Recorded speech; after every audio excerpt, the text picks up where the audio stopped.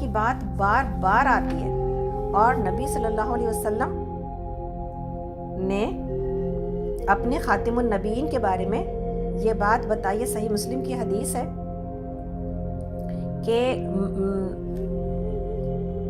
اللہ رب العالمین نے، صحیح مسلم میں ہے کہ محل والی روایت میں یہ الفاظ بھی آئے ہیں کہ ایک محل ہے جس میں ایک اینٹ کی جگہ خالی ہے، میں نے اس اینٹ کی جگہ پوری کر دی۔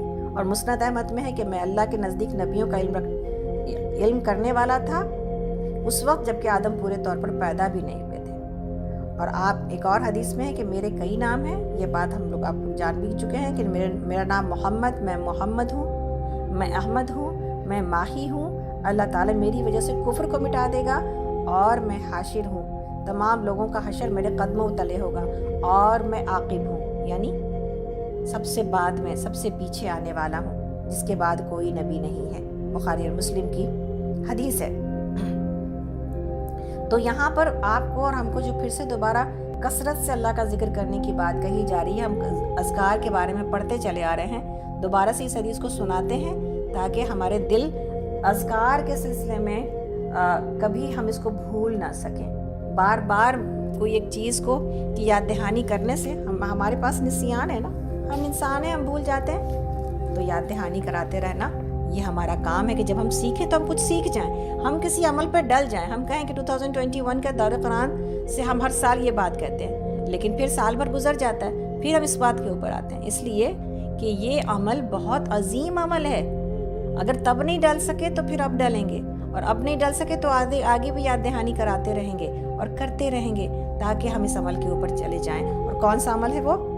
کہ نبی صلی اللہ علیہ وسلم نے کہا کہ میں تمہارے بہتر عمل اور بہت ہی زیادہ پاکیزہ کام اور سب سے بڑے درجے کی نیکی اور سونے چاندی کو اللہ کی راہ میں خرچ کرنے سے بھی زیادہ بہتر اور جہاد سے بھی افضل کام نہ بتاؤں؟ لوگوں نے پوچھا یا رسول اللہ وہ کیا ہے؟ نبی صلی اللہ علیہ وسلم نے فرمایا وہ اللہ کا ذکر ہے۔ تو بڑی نعمتوں، کتنی چیزیں اس کے اندر موجود ہیں، اور یہ تفصیلی حدیث ہم کتنی بار آپ لوگوں کو سنا چکے ہیں کہ یہ کس طرح اللہ کا ذکر جو ہے نا وہ انسان کو فائدہ دیتا ہے۔ اللہ کے راستے میں سونے چاندی خرچ کرنے سے بھی زیادہ، اور اللہ کے راستے میں نکلنے سے بھی زیادہ، اللہ کے راستے میں لڑنے سے بھی زیادہ، اور اللہ کے راستے میں مارے جانے سے بھی زیادہ۔ اور ترمذی میں ہے کہ ایک اعرابی نبی صلی اللہ علیہ وسلم کے پاس آئے اور ایک نے پوچھا سب سے اچھا شخص کون ہے؟ آپ نے فرمایا جو لمبی عمر پائے اور نیک اعمال کرے۔ دوسرے نے پوچھا یا رسول اللہ اسلام کے احکام تو بہت سارے ہیں، مجھے کوئی چوٹی کا حکم بتا دیجئے کہ میں اس سے چمٹ جاؤں۔ آپ نے فرمایا ذکر اللہ میں ہر وقت اپنی زبان کو تر رکھ، ذکر اللہ میں ہر وقت اپنی زبان کو تر رکھ۔ اور ترمذی میں ہے کہ اللہ تعالیٰ کے ذکر میں اس طرح ہر وقت مشغول رہو یہاں تک کہ لوگ تمہیں مجنون کہنے لگیں،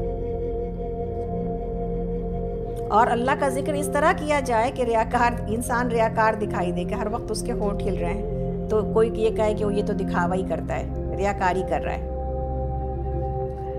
اللہ اکبر۔ طبرانی میں ہے کہ جو لوگ کسی مجلس میں بیٹھیں اور وہاں اللہ کا ذکر نہ کریں وہ مجلس قیامت کے دن ان پر حسرت اور افسوس کا باعث ہوگی۔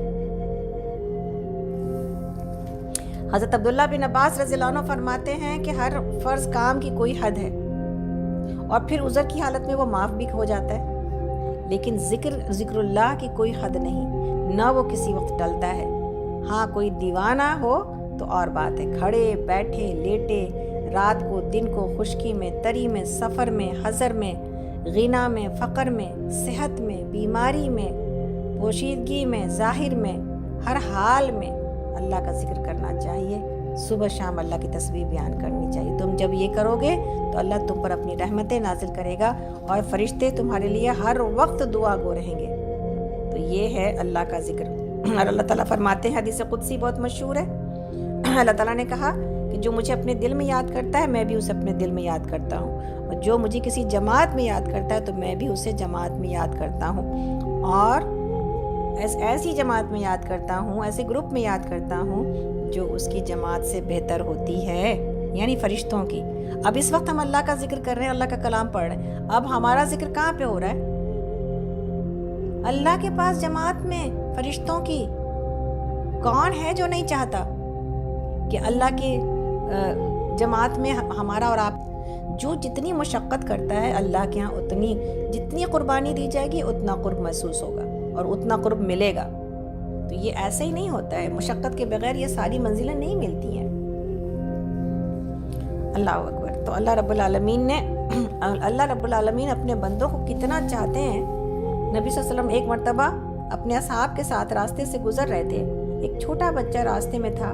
اس کی ماں نے ایک جماعت کو آتے ہوئے دیکھا تو میرا بچہ کہتی ہوئی دوڑی اور بچے کو گود میں لے کر ایک طرف ہٹ گئی. ماں کی محبت کو دیکھ کر صحابہ نے کہا, یا رسول اللہ خیال تو فرمائیے, کیا یہ اپنے بچے کو آگ میں ڈال دے گی؟ نبی صلی اللہ علیہ وسلم ان کے مطلب کو سمجھ کر فرمانے لگے, قسم اللہ کی, اللہ تعالیٰ بھی اپنے دوستوں کو آگ میں نہیں ڈالے گا. اللہ اکبر. جب ایک بچے کو ایک ماں نے اسی طرح دودھ سے لگا لیا تو لوگوں نے پوچھا تھا کہ کیا یہ اپنے بچے کو خوشی سے آگ میں ڈال دے گی؟ تو صحابہ نہیں, نبی صلی اللہ علیہ وسلم نے پوچھا تو صحابہ نے کہا ہرگز نہیں. تو آپ صلی اللہ علیہ وسلم نے فرمایا, قسم ہے اللہ کی, اللہ تعالیٰ اپنے بندوں پر اس سے بھی زیادہ مہربان ہے. تو یہ جو مہربانی ہے نا اللہ کی, اس کی طرف آنے کی ضرورت ہے اور اللہ سے دل لگانے کی ضرورت ہے. جس سے دل لگ جائے نا اس کو انسان بھولتا نہیں ہے. تو آگے چلتے ہیں. آگے آیت نمبر اس وقت ہم لوگ ہیں 45 پر. اے نبی صلی اللہ علیہ وسلم, ہم نے آپ کو بھیجا ہے گواہ بنا کر, بشارت دینے والا اور ڈرانے والا بنا کر, اللہ کی اجازت سے اس کی طرف دعوت دینے والا بنا کر, اور روشن چراغ بنا کر, سراجا منیرا. بشارت دے دیجئے ان لوگوں کو جو آپ پر ایمان لائیں کہ ان کے لیے اللہ کی طرف سے بڑا فضل ہے, اور ہرگز نہ دبیے کفار اور منافقین سے, اور کوئی پرواہ نہ کیجیے ان کی تکلیف دینے کی, اور بھروسہ کر لیجیے اللہ پر. اللہ ہی اس کے لیے کافی ہے کہ آدمی اپنے معاملات اس کے حوالے کر دے. اے لوگوں جو ایمان لائے ہو, جب تم مومن عورتوں سے نکاح کرو پھر انہیں ہاتھ لگانے سے پہلے طلاق دے دو تو تمہاری طرف سے ان پر کوئی عدت لازم نہیں ہے جس کے پورے ہونے کا تم مطالبہ کر سکو. لہٰذا انہیں کچھ مال دو اور بھلے طریقے سے رخصت کر دو. یعنی اب یہاں پر عدت کے اعتبار سے ایک بات پہلے بھی ہم عدت کو بتا چکے ہیں, لیکن یہاں پر بھی انشاءاللہ تعالیٰ جب کسی لڑکی کی رخصتی سے پہلے طلاق ہو جائے تو اس کے اوپر کوئی عدت نہیں ہے, اور اس کا مہر نصف مہر ہے. جتنا طے پاتا ہے اس سے اس کو آدھا دیا جاتا ہے. آگے اللہ تعالیٰ فرماتے ہیں, ہم لوگ اس وقت آیت نمبر